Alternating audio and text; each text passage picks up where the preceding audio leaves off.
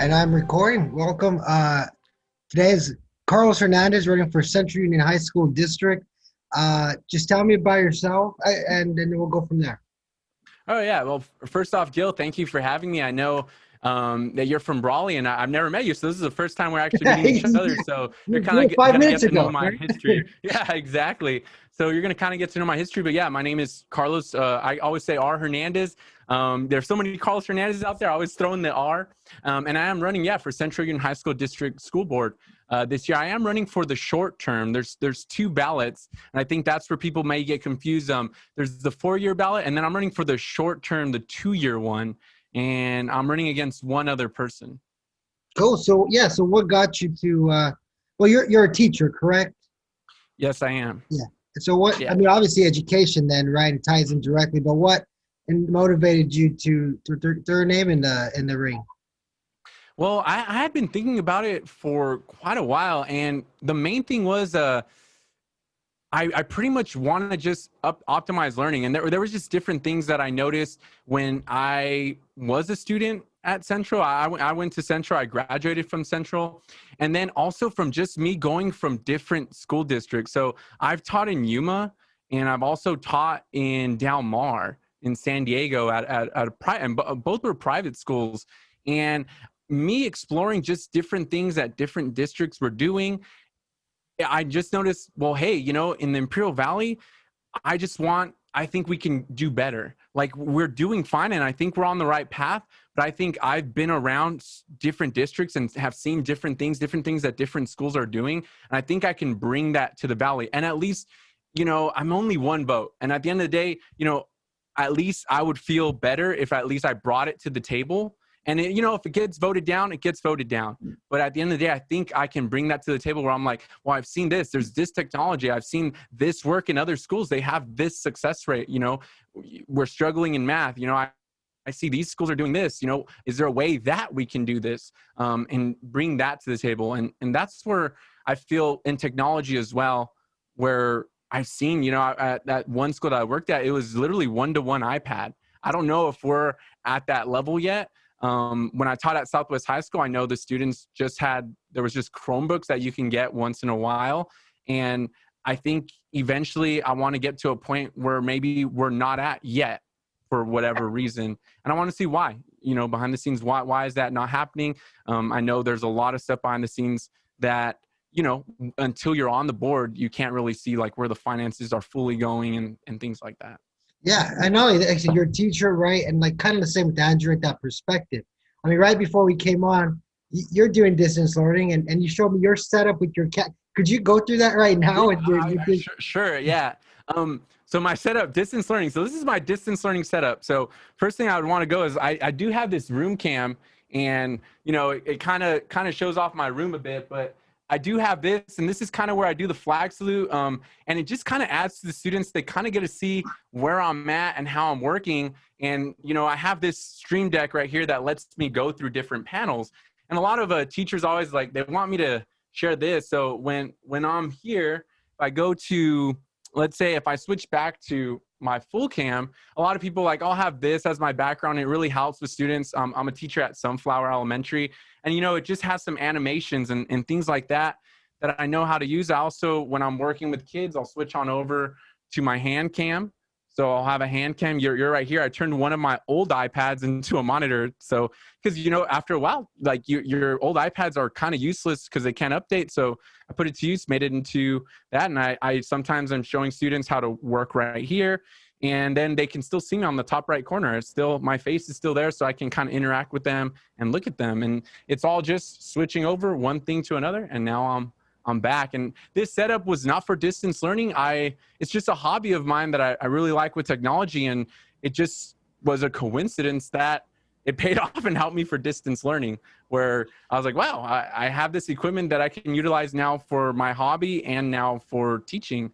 And I was like, wow, that's pretty useful. It throws people off sometimes. They're like, wow, did you get all that for distance learning? I'm like, no, I didn't. I just got kind of lucky that I was able to have all this already ready. Yeah, no, it's amazing, man. Because I know, right, distance learning, we've all been trying to just figure out. It's so amazing to see like the innovation that teachers are like yourself are doing, and you're right, you're bringing what you love kind of on the side, or a hobby into your classroom now, and to benefit your students. And that perspective you bring, I think, is crucial to any board. You're right, you're on the front lines, you're right there.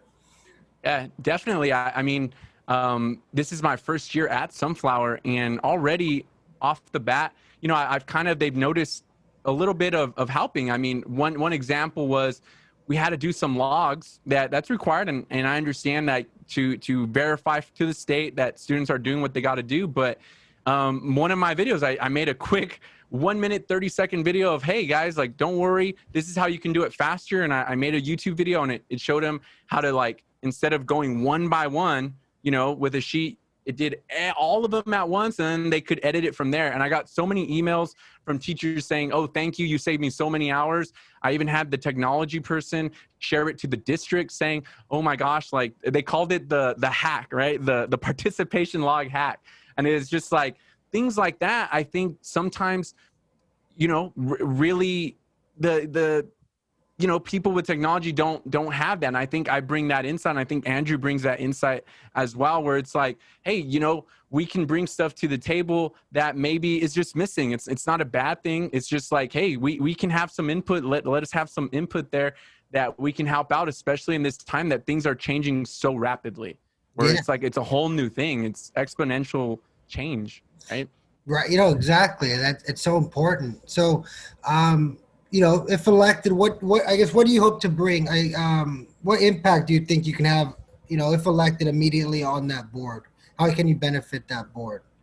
If elected, I think the main thing is if we stayed in distance learning, I can optimize with teachers on how they can have maybe not a setup just as this, but how they can get a little bit closer and kind of show them and direct people in the right direction, superintendent, everybody, of what type of training is actually needed. How can I train them to have where they just press at a button and change from different camera angles? How do you get cool overlays like throwing in a sunflower? Imagine if you're a Central Spartan teacher and you just want at least a Spartan head at the bottom, and just making it a little more interactive.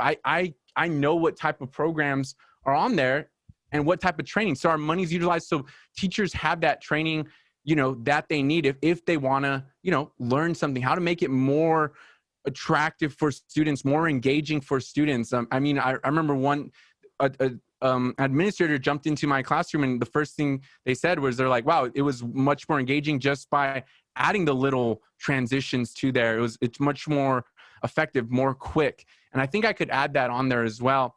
And I think the other thing I would like to is one thing I've always wanted is just to make Central, Southwest, Desert Oasis, the Central Union High School District, the best that they could be.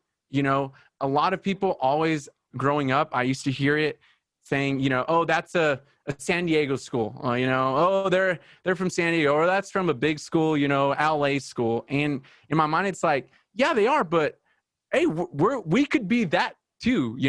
We could be that, hey, they're from El Centro. And I kind of want to bridge that gap of, I want the students in that district to leave. And I'm not saying that they're not proud, but I mean extra proud. That saying where there's no more saying like, oh, I was from the Valley, or I graduated from Central.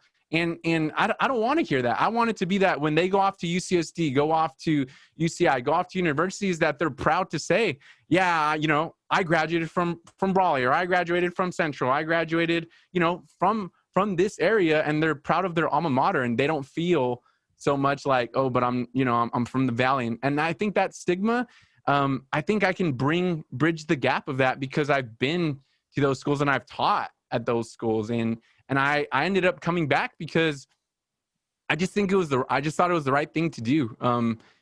Stuff in life also brings me to moving back, but also I've always told people that I think here is where I'm meant to be. And I think I can bring from all the stuff that I've learned, bridge that gap, so that way we optimize Central Union High School District. And who knows, that could be a domino effect to go to Imperial, go to Brawley, go to Holtville. And we become that, where people say, oh man, we got to go over there, to Central, even for sports. And that's what I want to bring to the table. And that is my main focus. Is I'm always going to vote for bettering the school. Like in my video is just about, it's a simple thing to me, is when they, when it's proposed to something on the agenda, I'm going to read it and I'm just going to look at it and be like, is this optimizing, this maximizing my learning for my students? Is this better for teachers? Is this better for counselors? Is this better for coaches?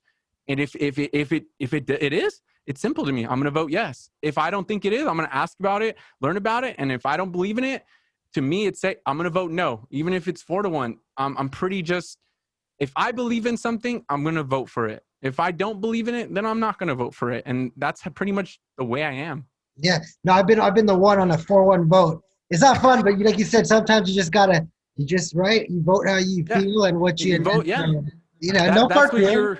that's what you're elected to do, right? It's about, for me, it's not about, okay, this person did me this favor, or whatever. It's just about, what do I think? The people that elected me, what do I feel? They're trusting me to go with what I think, and this is what I think. Can I be wrong at some point? Sure, that's life. Everybody's going to be wrong at some point. Maybe my vote, what I voted against, it goes through, and maybe it was better. I'm like, you know what? Hey, hats off. That's why we're a team. I'm just one of 5. We're a team. Sometimes I'm going to decide wrong. Sometimes then they're going to look and like, man, that one guy, maybe we should have gone that route, But that's the whole point. Nobody's going to be perfect, and I think that's what I want. I just want to be a part of the team and be a part of that discussion. Yeah. And just put my input in there. Yeah, no, you talk about bridging the gap. I think a big part of what you bring is empathy, right, for teachers. And more than ever, we need that. Now, as a board member, I've heard about participation logs, right, IT, curriculum, ed tech. But so much, I could read and I could hear, but you're right there, experience it every day, day in, day out. And that's something that every board, I think, needs right now. No joke, just because how fast and how quickly things have changed. Perspective of someone who's understands, on the front lines is, man, no, it's needed. It's needed more than ever. 100%. Yeah, I see it. I know my dad. A lot of people have now like, oh, your dad, and my dad sees it firsthand. I do have a son. He's in 1st grade. At Hedrick. And so I get to see it kind of from both ends. My dad, he's on the board about Central Elementary. And so he gets to see it because as I'm teaching, I'm lucky. My dad helps me out and my mom, and they babysit, my son and make sure he's in school as I'm teaching, because I can't be there at the same time. And so I see it on both ends, and it is hard. It is difficult. And when I see it, I'm just like, the biggest thing that I've noticed with teachers is they miss the part of developing the relationship with the student. It's such a different aspect when you're talking to a student through a camera. You don't have those minor interactions, body language when I'm monitoring a student. But I think over time, it can get better, and I think over time, what people need to understand is, some teachers aren't as tech savvy. And I think we need to, empathize, sympathize with that, where it's like, hey, we got these logs, great. We have all this documentation. It has to be done, but everybody's just trying to do their best. And I think we got to just make sure that we let, teachers know and everybody know, like, hey, this is new. Parents know this is new. We're all in this together. Let's work it out together. If we freak out, it's going to be a domino effect. It goes from the top down. And if they freak out, then the middle freaks out, and then it goes to the kids. And the main thing we don't want is the students to, feel like there's a panic and things aren't working. I've had some tech issues even with my stuff. And I always just tell my students, hey, this is new. We're learning together. Let me try and fix this real quick, and that's it. Like my hand cam once was blurry. I started marking it with my mouse, and I was like, hey, we're going to keep moving forward. We're learning this together. And I think that has to just be with everybody, with teachers, administration, everybody. It's like, hey, this is just a thing. We got to learn together. If whenever somebody learns something new, share it, and let's see if we could utilize that in the classroom. And now with elementary, it's a little different. I did high school before, and now I'm not in high school. So I've been kind of everywhere with education. I did elementary. I've done kindergarten. I did high school math. I've done alternative education. So I've worked with that. I've done independent studies. I pretty much dove into all different types of education. I think that's just where I felt after doing all that, I felt it was time for me to go for the board. I believe I just have so many different outlooks from different places and even here that I can have a good input in there. And I think some people say experience. It's like, wait, well, what experience do you have on a board? And it's like, to be honest, I have not been on a board. I mean, if you count college being on boards like that, maybe, but everybody at some point or another is new to that board. And I think a mixture of experience and a mixture of new experience is always a good thing. I just do. I think it's just you get different voices, different ideas in the pot, and then you can make a more well-rounded decision. And I think that's important. Yeah, balance, right? All about balance, different perspectives, and no, I completely agree. What do you see like coming out of this? What do you see? What have we learned? Do you think we'll learn as schools and education from distance learning that we can implement moving forward? After students are allowed to re-enter campus. That's a good question. I think when I was talking to my dad about it, and I've talked to educators, I think there's things that what's going to come out of distance learning, which is a big pro, is teachers that were scared of technology before are not going to be as scared. And I work with the teacher, with teachers that, aren't as experienced with technology, but they're learning so much. And I've always told them, I was like, what's crazy is me, that I'm like a newer teacher, kind of, right? I've been teaching since I was 21. I'm turning 32 in about a week. So I've had about 10 years experience in education, give or take. And the thing is imagine the teachers that have more experience and now can use technology. And when the kids are in the classroom, like they're just going to like double or, triple. They're just going to be so much better in the classroom because they're going to be like, wow, this activity that I used to use without a computer, I could actually use it with the computer now and make it even more interactive for my kids in the classroom. And I think that's going to be the big gain out of it, with teachers that were kind of scared of technology. Now they're going to be in the classroom and be like, wow, I could do this, I could do that. And newer teachers kind of, I think, are going to get appreciated a little more. Where I remember when I was a new teacher, my parents were teachers with experience. And, when you have a teacher with experience, sometimes they're kind of like, oh, it's the new guy, it's the new guy. And I think now what will happen is teachers with experience are going to kind of look at new teachers and be like, wait a second. Hey, new teachers have something to bring to the table too. They got a voice too. They got some ideas of their own that will be appreciated as well. In terms of students, I think students will kind of appreciate a little bit more of being in the classroom, that interaction with the teacher, especially in the elementary level. In the high school level, I think this is a good thing personally, because online college is so mainstream now. And this kind of gives the experience for high school students that are getting ready to go to college, kind of the viewpoint of, hey, if I do online school, if I want to work and do college at the same time, I don't want to go that mainstream route where I go to university, how is that going to be like? And they kind of see, I mean, I'm not going to lie, I'm taking classes right now at National University, and it's how I remember doing it 6 years ago when I was working on my master's. And it's just online. You go, you talk to a professor a little bit, you have some assignments due on a certain day, and that's it. And I think that'll help those juniors and seniors that are experiencing it, saying, hey, if I wanted to do online school, how would that look like? And now they're getting that experience versus it being a shock and awe. And I think that's going to be a big takeaway out of all this as well. Yeah, I completely agree. I think the children today are going to be so computer savvy. I mean, you're 32, I'm 30.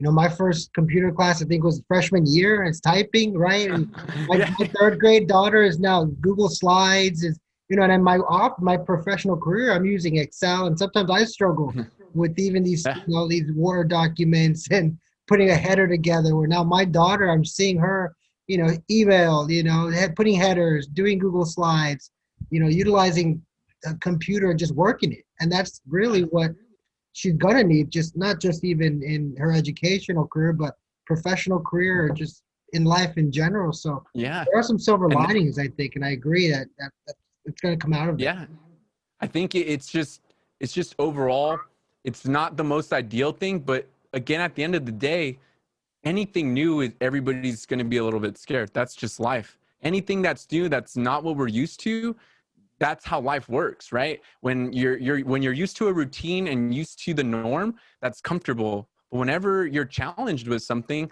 all that you're going to get out of it is growth. Even if it's good or bad, like you're going to get something out of it. And I think that's the main takeaway that everybody needs to look at, is that, hey, this might not be ideal parents wise, not ideal student, teacher, administrator wise, but it is a challenge. And since we're tackling that challenge, the only thing that's going to come out of it is growth overall as a community, growth overall as people, just in general. Parents I know now are probably, they're like, wow, oh my gosh, like, I know they're like, there's just so much going on with they're learning technology. There's some parents that probably didn't, and now they are. So now they're going to grow out of that, where, hey, if I want to send an invitation through email and stuff, they know now how to check that a little bit better versus just the customary paper, evites, things like that. And I think that is the main takeaway that we need to take out of this, out of a district, is or everywhere, just as a community, is any challenge, anything that's not normal is going to be scary. But as long as we, do our best, we're going to be better out of it. We're going to grow, and growth is all we look for. Right. And I think that's very important. Awesome, man. Well, we'll wrap it up there, man. It was a great note. Any final thoughts, final words, and after that, yeah, go ahead. Final thoughts is, at the end of the day, I just want to thank mostly my parents. I wouldn't be like where I'm at today without the help of my mom and my dad.